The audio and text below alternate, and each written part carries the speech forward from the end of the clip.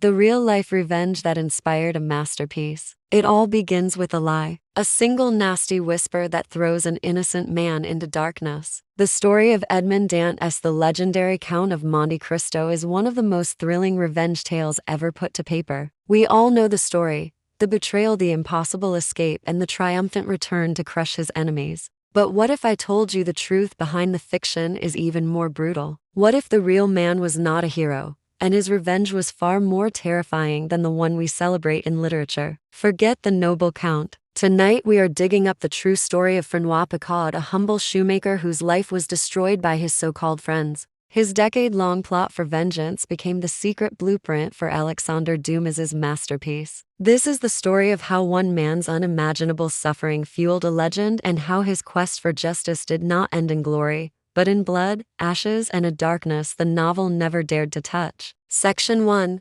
A joyful life shattered. Our story starts in Paris, 1807. François Picard was a young, successful shoemaker about to lock down a life of pure happiness. He was engaged to a beautiful and wealthy woman named Marguerite Vigoureux. Life was looking pretty perfect, but his good fortune stirred up a poisonous envy in the men he called his friends. A calf owner, Mathieu Lupien, wanted Marguerite for himself. So, along with two buddies, Solari and Chaubart, he decided to ruin Picard. They wrote a letter falsely accusing Picard of being an English spy, a death sentence in Napoleonic France. A fourth man, Antoine Allut, knew all about the plot but decided to stay quiet. On what should have been a day of celebration, Picard was arrested and tossed into the fortress of Finistrel, vanishing from the world without a trial or a word of explanation. Section 2. The Abyss and the Secret. For 7 long years, Picard wasted away in a stone cell with no idea who betrayed him or why. In that crushing loneliness, he managed to dig a small tunnel to a neighboring cell. There he met a wealthy Italian priest, Father Torri, who became his mentor, much like the famous Abbe Faria in the novel. The priest, seeing his own life was ending, told Picard about a massive treasure he had hidden in Milan and named Picard his only heir. When Napoleon's government collapsed in 1814, Picard was finally released. He was not a naive shoemaker anymore. He was a man hardened by injustice. And now, he was armed with a secret that could make him incredibly powerful. Section 3.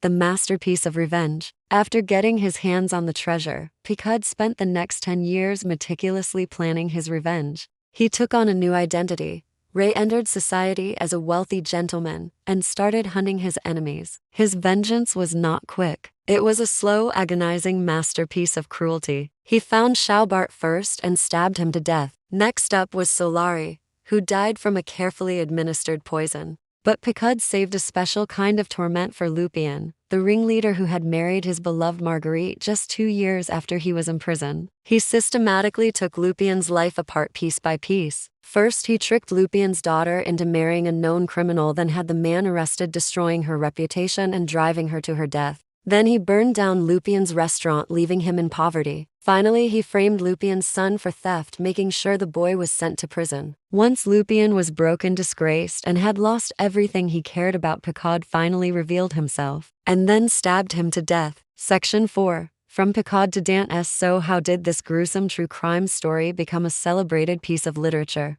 Alexandre Dumas found the tale in the Paris police archives, put together by a man named Jacques Puchet. Dumas was hooked. He saw the bones of an incredible story, but decided to soften its brutal edges. Picard's cold-blooded murders were transformed into the calculated, almost theatrical acts of justice performed by Edmond Dantes. The real story's tragic ending got a rewrite too. In reality, the fourth man, Allut, recognized the vengeful Picard. He kidnapped him, and when he could not extort any money from him, he killed him. Picard's quest did not end in quiet retirement, but in a shallow grave. Dumas, who may have also been inspired by his own father, a famous general who was also betrayed and unjustly imprisoned, gave his hero the triumphant ending the real man never got. Picard's story shows us that reality is often much darker and messier than fiction. If you find these hidden histories as fascinating as we do, make sure to subscribe and hit that notification bell so you don't miss our next dive into the stories you thought you knew. Do you think Picard's revenge was justice, or was it just murder?